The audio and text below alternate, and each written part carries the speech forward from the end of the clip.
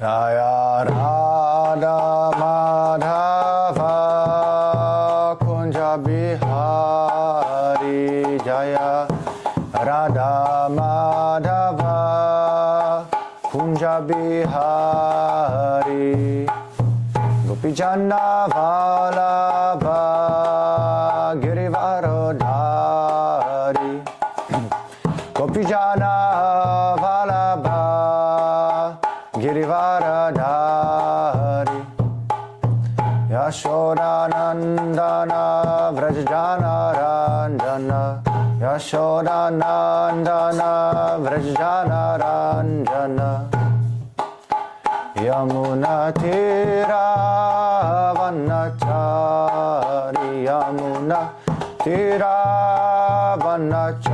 Vanachari Jaya Radha Madhava Kunja Bihari Jaya Radha Madhava Kunja Bihari Pijana Vallabha Girivaradhari Gopijana Vallabha Girivaradhari Yashodanandana Vrajjana Ranjana Yashodanandana Vrajjana Ranjana Yamunatira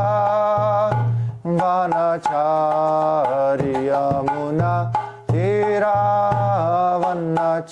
Vanachari Jaya Radha Madhava Kunja Bihari Jaya Radha Madhava Kunja Bihari Gopijana Vallabha Girivaradhari Gopijana Vallabha Girivaradhari Yashodanandana Vrajjana Ranjana Yashodanandana Vrajjana Ranjana Yamuna Tira Vanachari Yamuna Tira Vanachari Yamuna Tira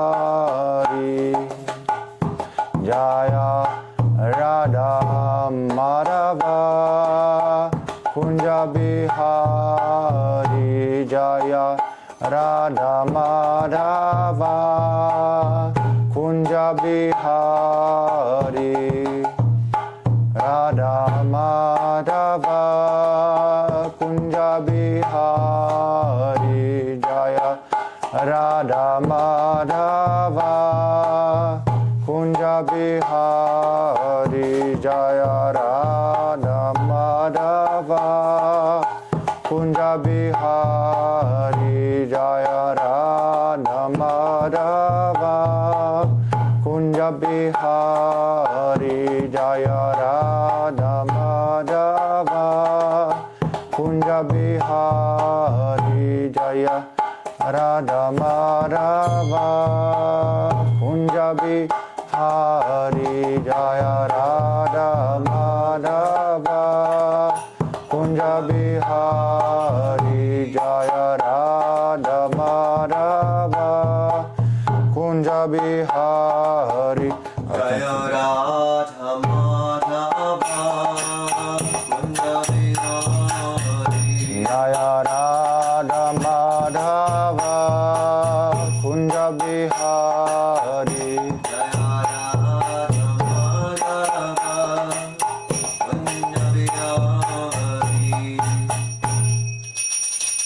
Jaya Vishnu Paramahamsa Parivrajaka Charya Satarasada Shri Srimad Divine Grace Shri Bhakti Vedanta Swami Prabhupada ki jai. Jai Om Vishnupat Paramahamsa Parivrajacharya Sutaraswata Shri Srimad Divine Grace Srila Bhakti Siddhanta Saraswati Thakur Prabhupada ki jai. Ananta Kuru Vaishnava ki jai. Namacharya Haridas Thakur ki jai. Prem se Koho Shri Krishna Chaitanya Prabhu Nityananda Shri Advaita Gadadhara Shivasari Gaura Bhaktavinda ki jai. Shri Shri Radha Krishna Gopagopinath Shama Kunda Radha Kunda Giri Govardhan ki jai. Shri Vrindavan Dham ki jai, Mathura Dham ki jai, Navari Dham ki jai, Jagannath Puri Dham ki jai, Gangamai ki jai, Yamunamai ki jai, Trustev ki jai, Bhakti Devi ki jai, Harinam Sankirtan Yagya ki jai, Grandhara Srimad Bhagavatam ki jai, Samaveta Bhaktavan ki jai, Nitai Gora Premanandi, Hari Hari Hari Bol, all glories to the Sambodhivari, Hare Krishna, all glories to the Sambodhivari, Hare Krishna, all glories to the Sambodhivari, Hare Krishna, all glories to Shri Guru and Gauranga, all glories to Srila Prabhupada. Namo Hare Krishna Srimad Bhakti Vedanta Swami Namaste Namaste Saraswati Deva Gauravani Pracharina Nirvishesha Shonamani Bhashartarish Tarine Om Namo Bhagavati Vasudevaya Om Namo Bhagavati Vasudevaya Om Namo Bhagavati Vasudevaya 10 or 11? Brahmanas, the cows, the defenseless creatures, and my own body? You did that? This one, right? Brahmanas. Is the verse in the top left? Top left. There's nothing. So click this one. Okay, let's flip back. Where was the folder? Here. Let me just see this one.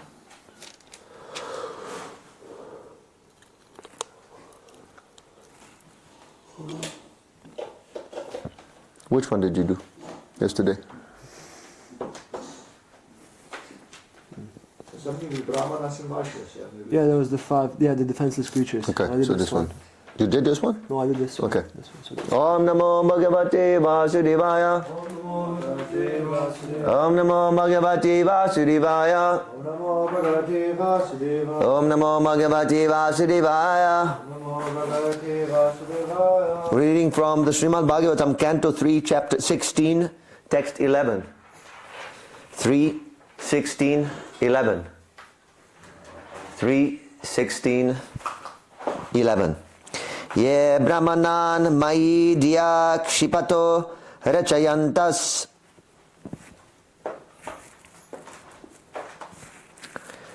Tushyadrda Smita Sudokshita Padma Vakritra Vi Vanya Nuraga Kalayat Majanabat Grananta Sambodhayanti aham ivaham upahartastai. Sambodhayanti aham ivaham upahartastai. Please chant.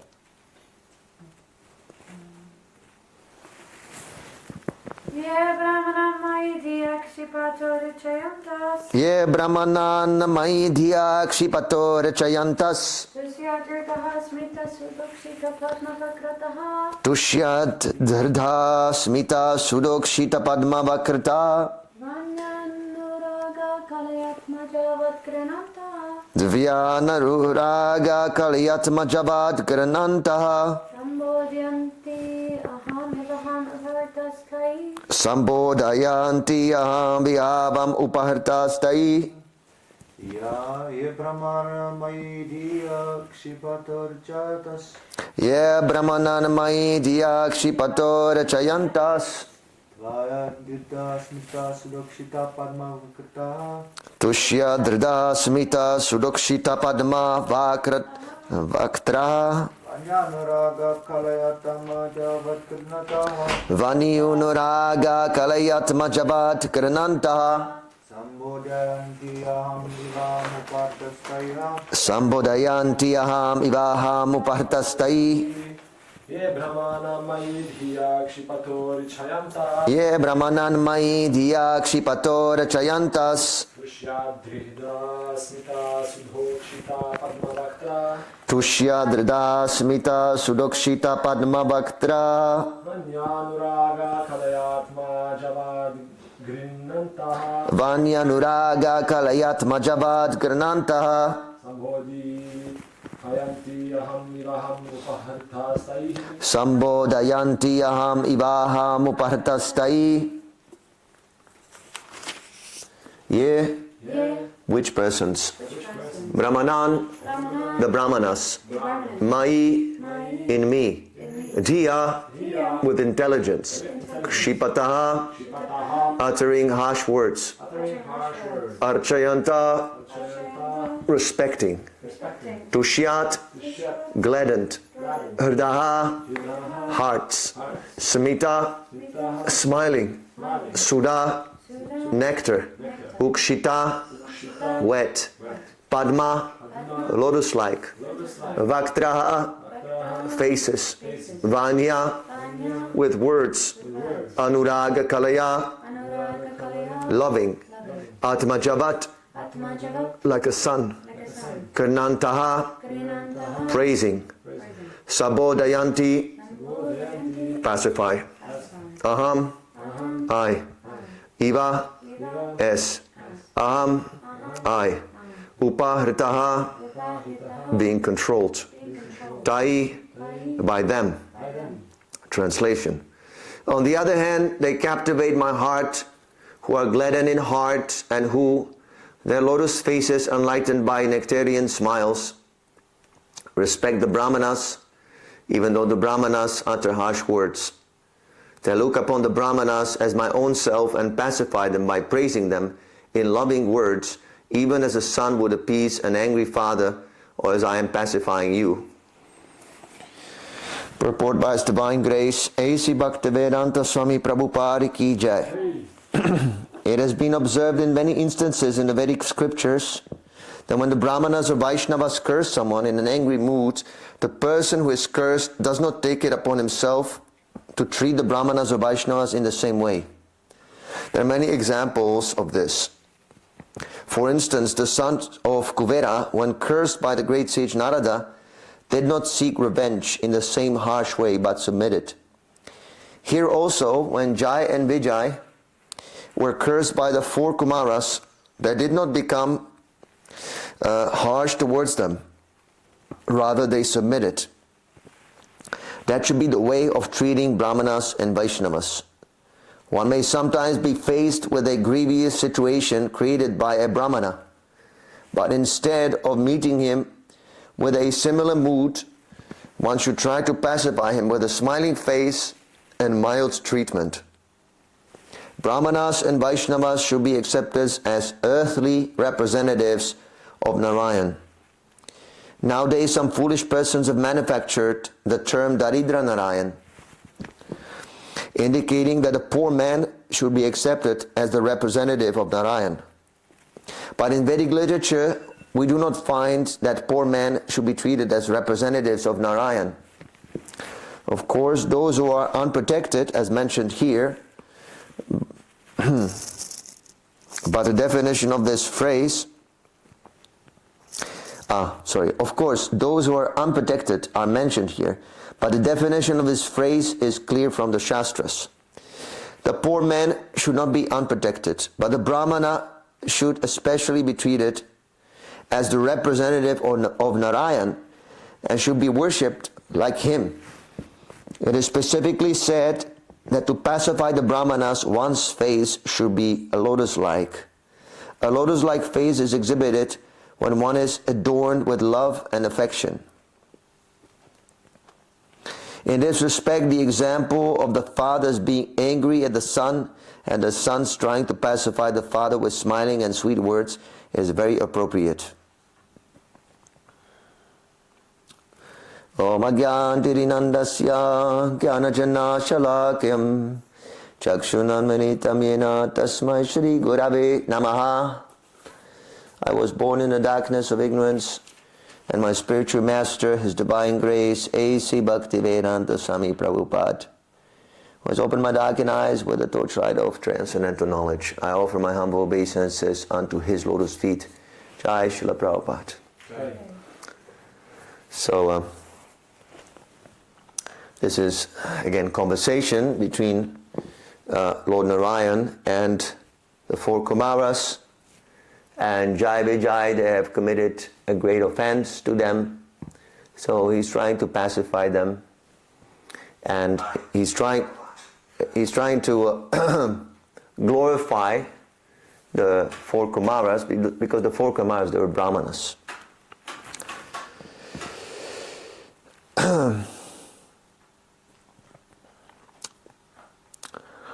So here is an example how the Brahmanas and Vaishnavas should be treated.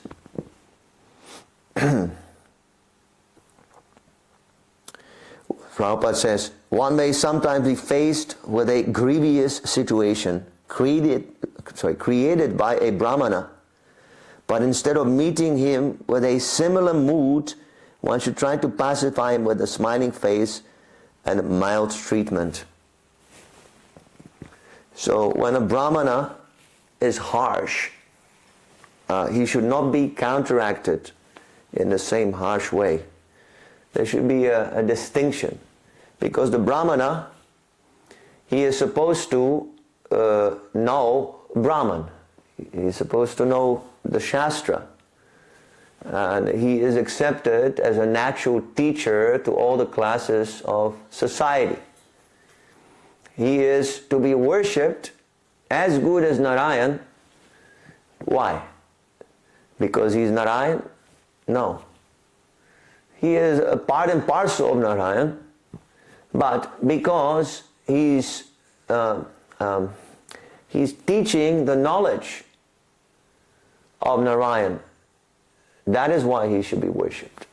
You see, so it is also conditional. If a Brahmana does not follow the Brahminical principles, or he does not teach the Shastra as it is, if he's manufacturing ideas, then he should not be worshipped. See, this worship, this is conditional. We should have some intelligence. Not that someone is wearing a Brahmin thread and eating hot dogs and we bow down to him, "Oh Brahmana, please shower your mercy upon me." So don't take it out of context. If you are Brahmana by initiation, but you're not following the Brahminical principles, then you should not demand that the others, they should worship you as good as Narayan. That's a nonsense.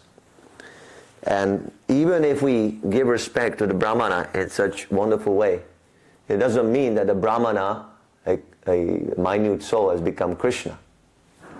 If the Brahmana does not protest, if he says, "Oh, I'm actually Narayan, because you're worshipping me as Narayan, therefore I'm Narayan, and now I can dance with the gopis, have a rasa lila," then he's not a Brahmana. He's a nonsense. Conditional. So this we have to take into consideration. We should give special respect to the Brahmanas. Brahmana is a spiritual master by default. It is not that we simply accept one spiritual master and everybody else is bogus. A real Brahmana, he is automatically a spiritual master. Automatically. Because a Brahmana, it is even stated in the Srimad Bhagavatam, "Tasmat guru prapadita jigyasu shreya uttamam." Sorry, no, that's not the shloka. Tadvijnanatam sagurum eva vikachit. Shrotriyam brahmanishtam. Brahmanishtam means that he is established in Brahman, Brahmabhuta. He understands, I am not this body, I am spirit soul. He realizes that.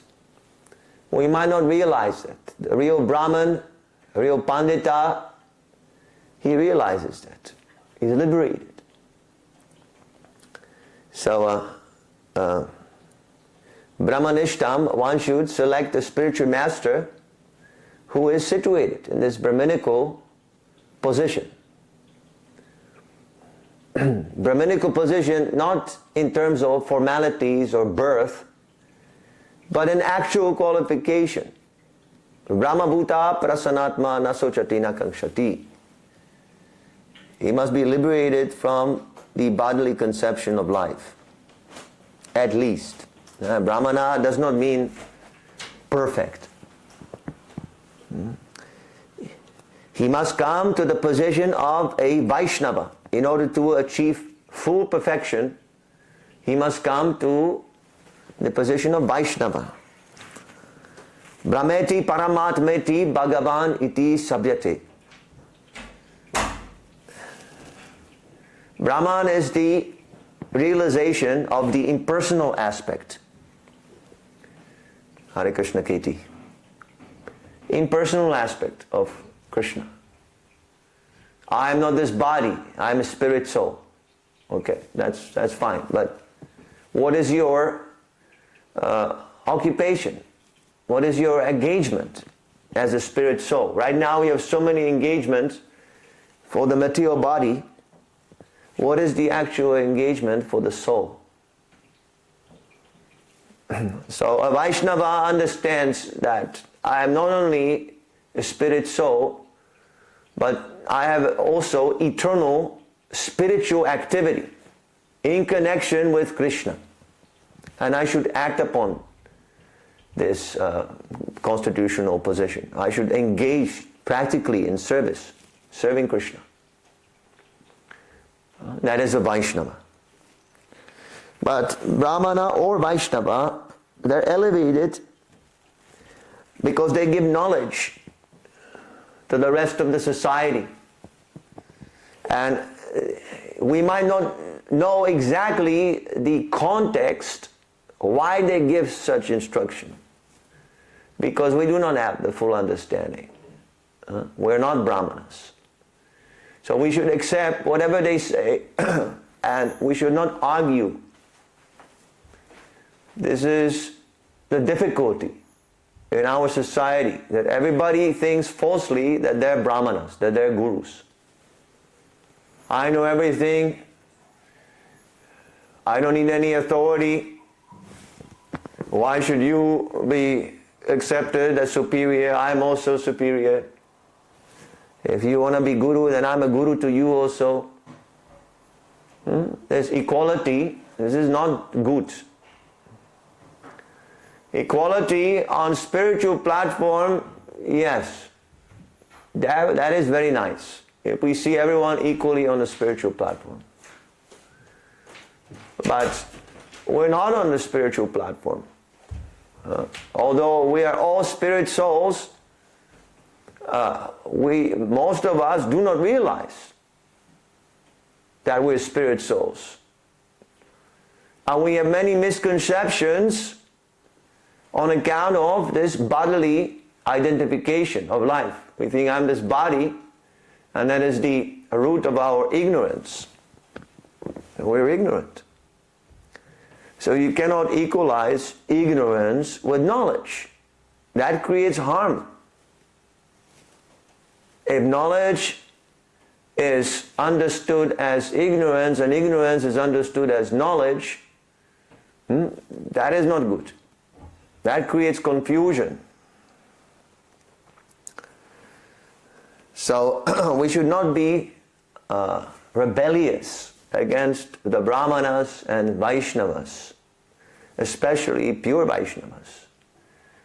The minor Vaishnavas also we should respect, but maybe not to that extent as we respect the pure Vaishnava or pure Brahmana. Pure Brahmana is flawless. He has no propensity to cheat. He becomes free from the 4 defects. Because these defects are there on account of bodily conception of life. Whatever ignorance is there is on account of our bodily identification. It's like if someone does not want to follow the regulative principles, then he will change the knowledge. He will say, the regulative principles are not necessary to be followed. He has misconception. He thinks that, these sinful activities are very necessary for the body. That is his illusion.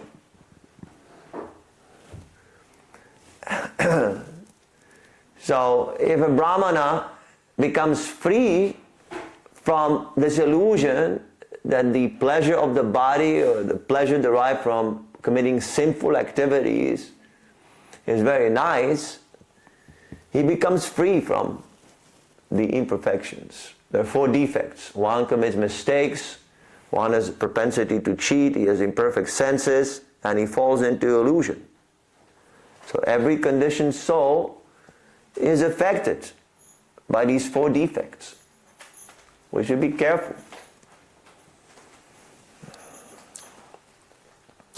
So the minor Vaishnava, he can also become authorized or a teacher, provided he does not change the message. He might not be qualified.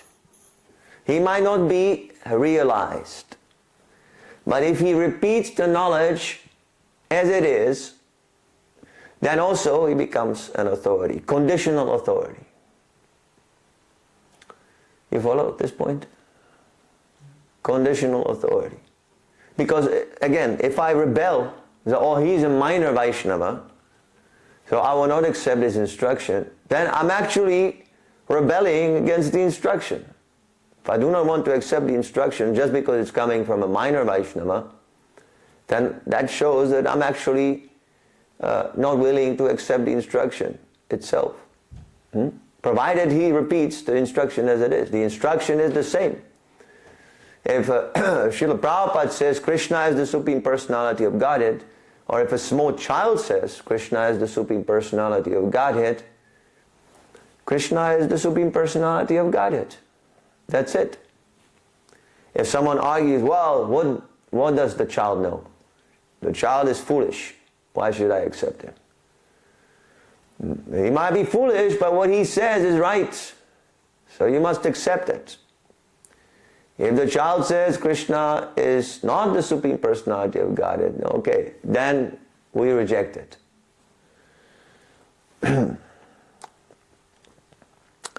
So this is the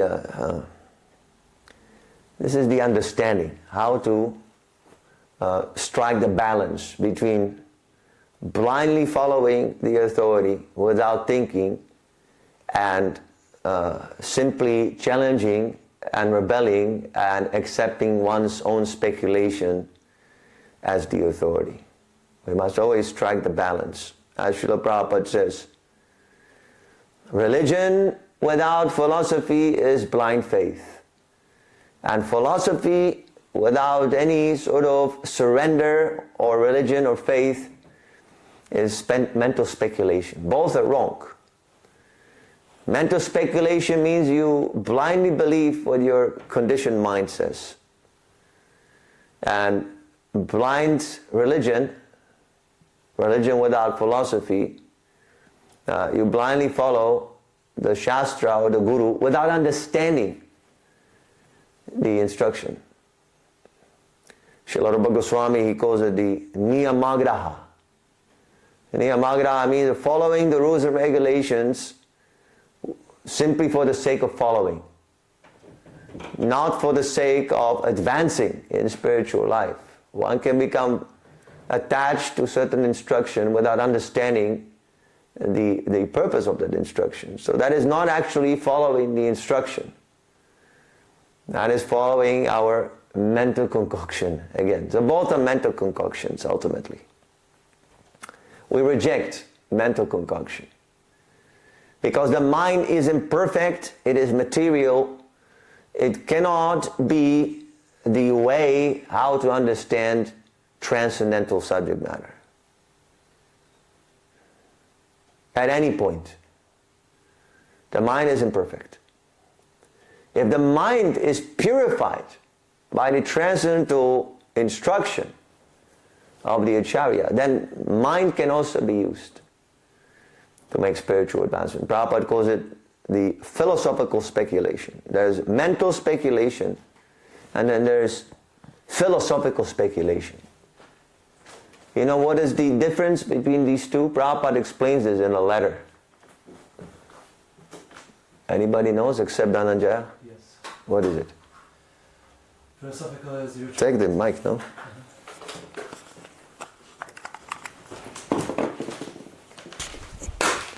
Philosophical speculation is you're using philosophy and logic to prove that Krishna is God. Mm-hmm. And mental speculation is you're challenging how Krishna can be God. That's mental speculation. Yes. Yes, very good. I'm going to read you the letter.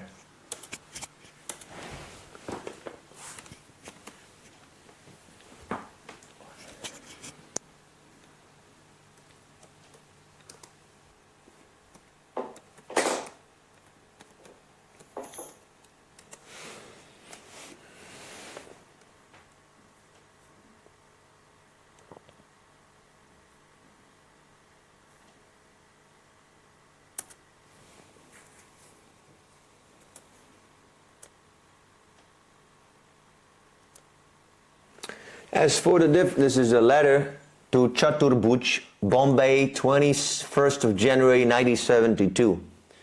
As for the difference between mental speculation and philosophical speculation, we take it that everything is known by psychological action of the mind. So that philosophical speculation is the same as mental speculation if it is merely the random or haphazard activity of the brain to understand everything and making theories, ifs and maybes.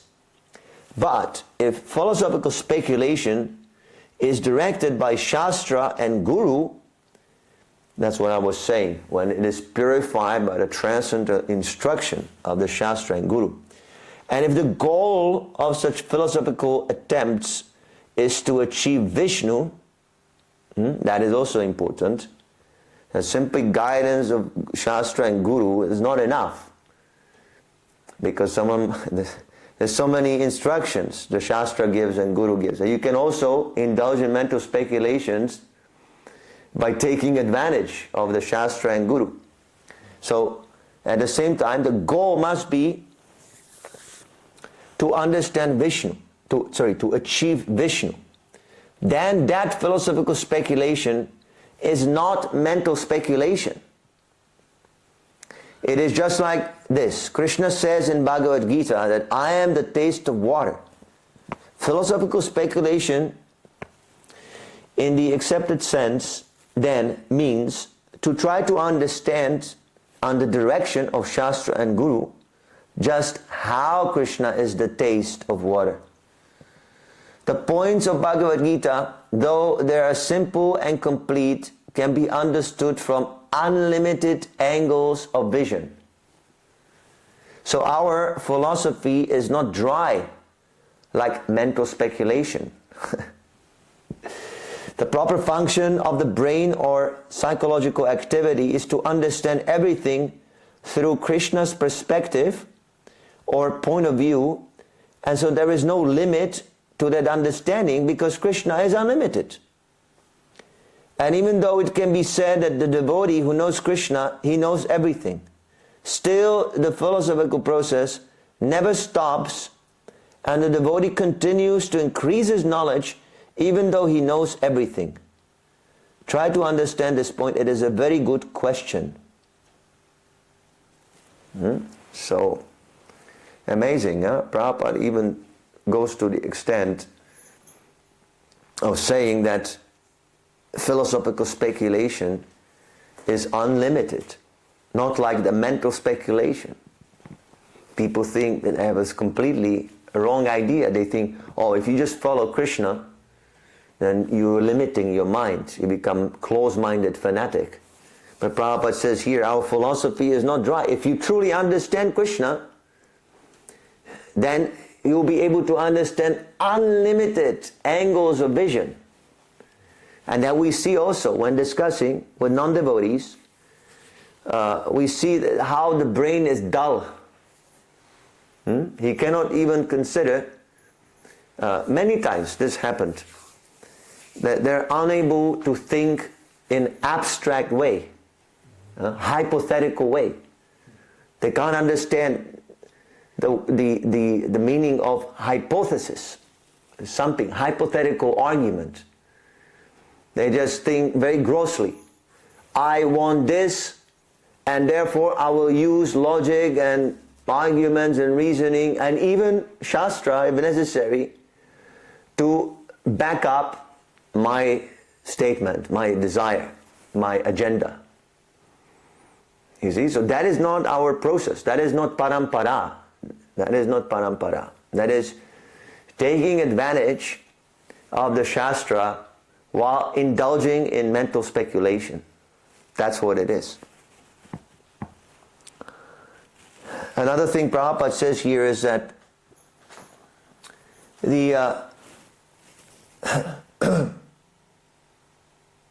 the speculation is merely the random or haphazard activity of the brain to understand everything and making theories, ifs and maybes.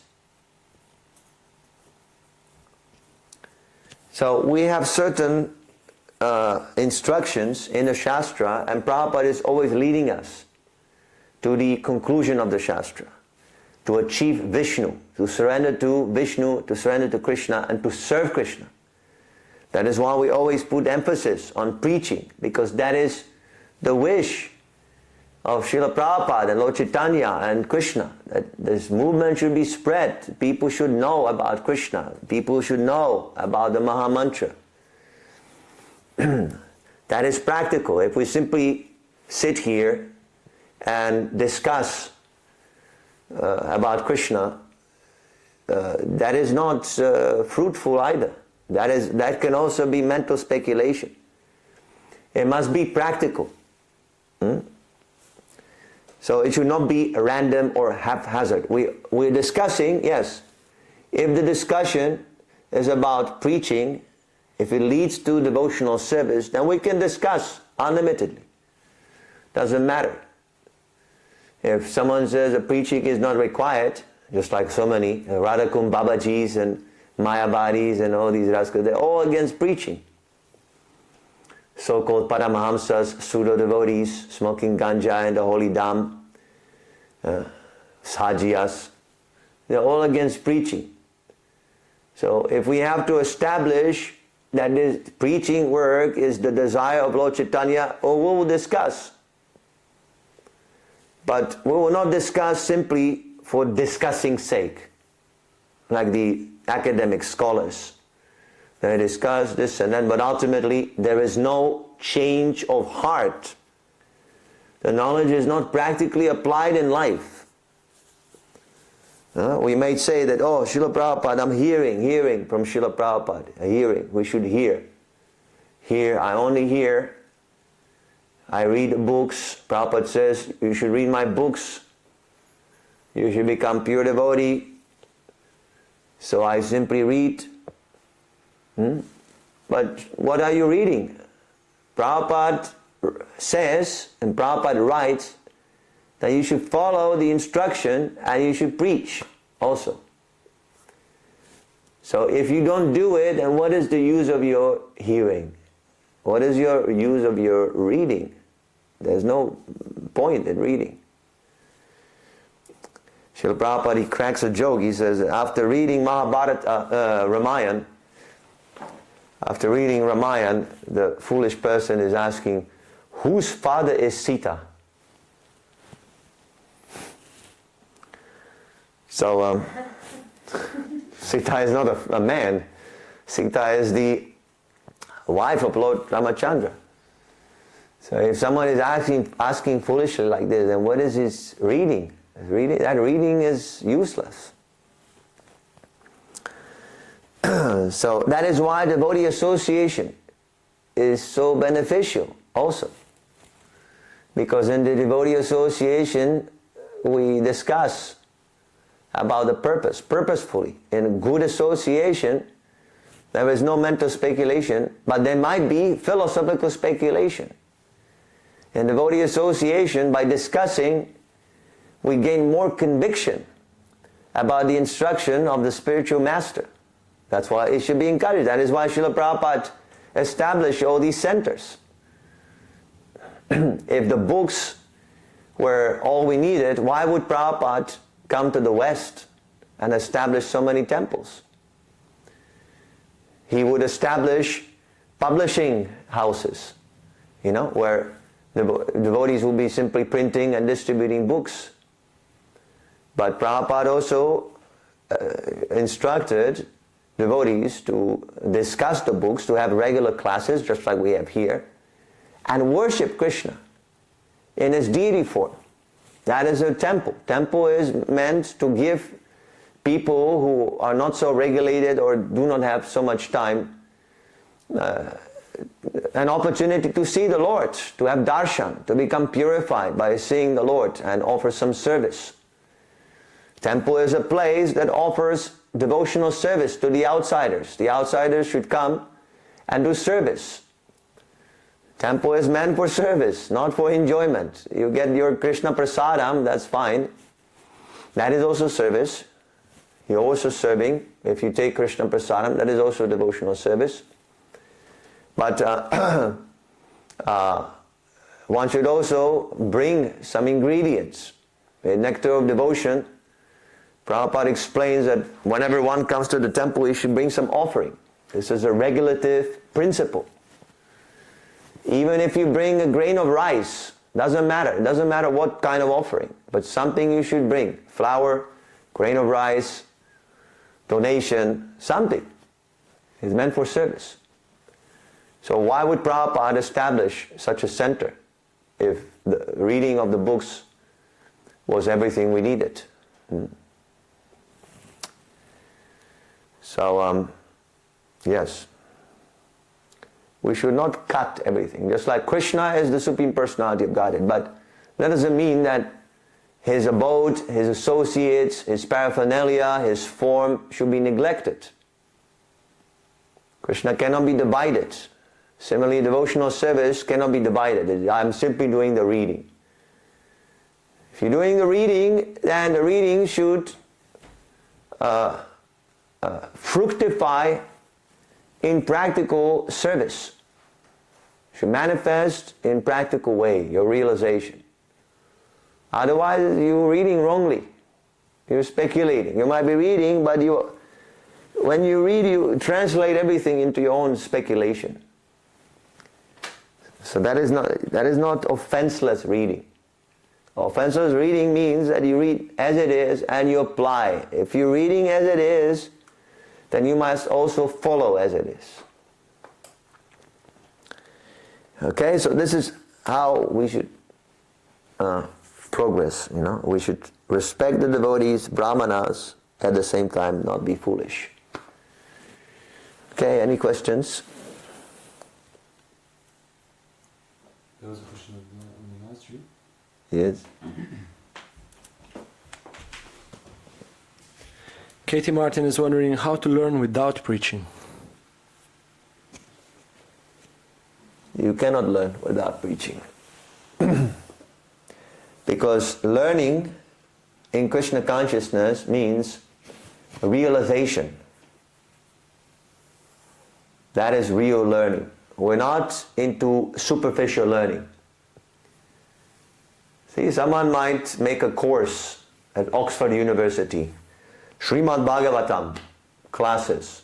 We're reading Srimad Bhagavatam from Srila Prabhupada. And the students, they can have classes and they write exams and they get diplomas and everything. But at the same time, they're all ganja smokers, illicit sex mongers, gamblers, meat eaters. So learning means a real learning. You must follow also what the knowledge says. You must practically apply in your life. It's like, I often use this example. It's like learning a musical instrument, how to play a musical instrument. You have a book with theory. You can learn it, the notes and everything, theoretically. But you cannot say that, oh, I know how to play a musical instrument, unless you apply the theory in practical life. So Srila Prabhupada, he says, preach Krishna consciousness. The more you preach, the more Krishna is pleased. And when Krishna is pleased, he will give you the required intelligence to understand his message. Tesam satatam yuktanam bhajatam pritipurvakam puriyogam dadamitam yenamam upayantite. Krishna says in the 10th chapter of the Bhagavad Gita, those who serve me with love and devotion, I give them the understanding by which they can come to me. So we should serve Krishna with love and devotion. If you have love and devotion, then you will preach Krishna's message to others. I'm not saying that you necessarily have to give classes on the Srimad Bhagavatam every day like we do here. But you can preach in so many different ways. Simply offering Krishna some vegetarian foodstuff and then distributing to friends, this is also preaching. Or chanting Hare Krishna in the streets. Then we go, all of us, we're chanting Hare Krishna. There's no preaching, there's no explaining. We just go, we chant. But that is also accepted as preaching because people hear the holy name and they're becoming purified. There are many devotees who are supporting our center. They're giving regular donations to keep us survive. So they're not preaching, they're not giving classes. Some of them are not even following all the regulative principles. But because they give a donation, they're also preaching. Because their energy is used for preaching. So they also, Krishna takes that and they're also preaching. So it is not stereotyped, okay? Just so that is clear.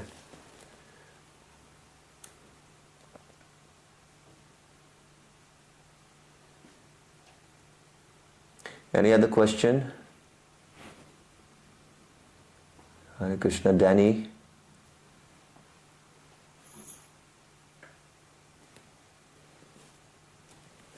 We're done? Let me just see one second. I see here, there's nothing. Alright. Chakrantara Srimad Bhagavatam ki jai. Srila Prabhupada ki jai. Nitai Gaura Premanandi. Hari Hari Hari Bo. Namaste Krishna Stay Bhutiri Shimari Bhakti Vedanta Swami Dinavane Namaste Saraswati Deva Guravari Prachadina Nirvishesha Shunamari Prachadi Study Day. Anjali is asking, what do we do?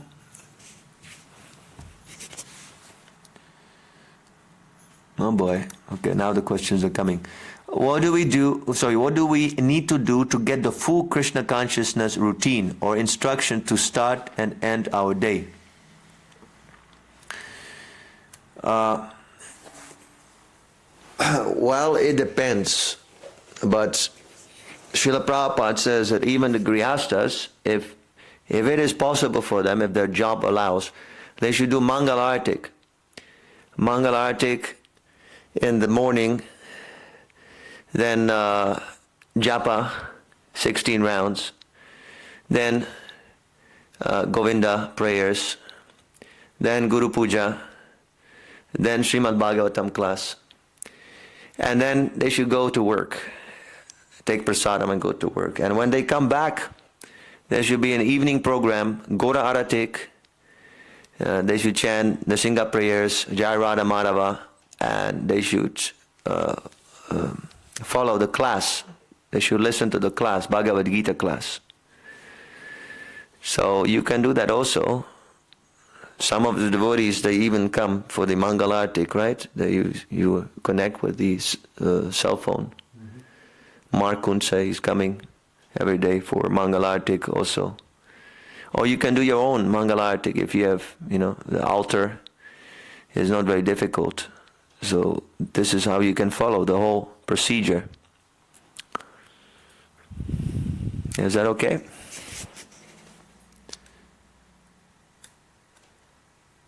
Usually the Grihasthas, they're busy, it's not so easy for them. But you can also adjust to your circumstances. Just like Prabhupada, he was also a householder. and he would divide his 16 rounds. You know, he would do 4 just after he woke up, he would do another 4 after breakfast, another 4 at lunch, and the rest of the rounds in the evening. So we can adjust also. Krishna Das Madhav is asking how to get out of bodily conception of life completely.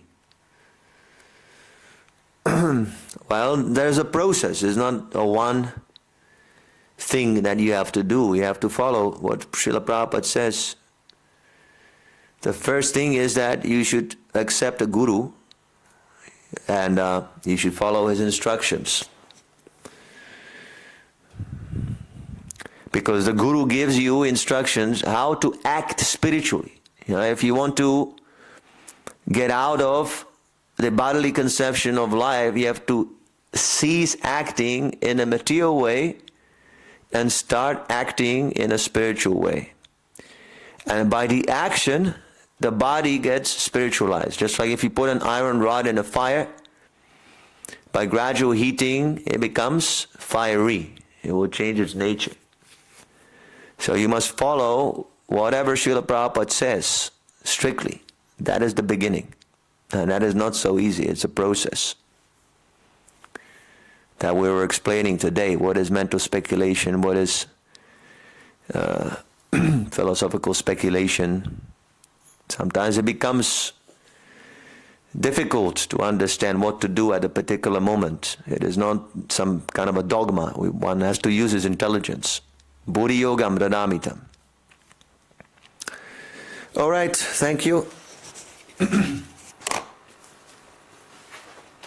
I turn off, eh?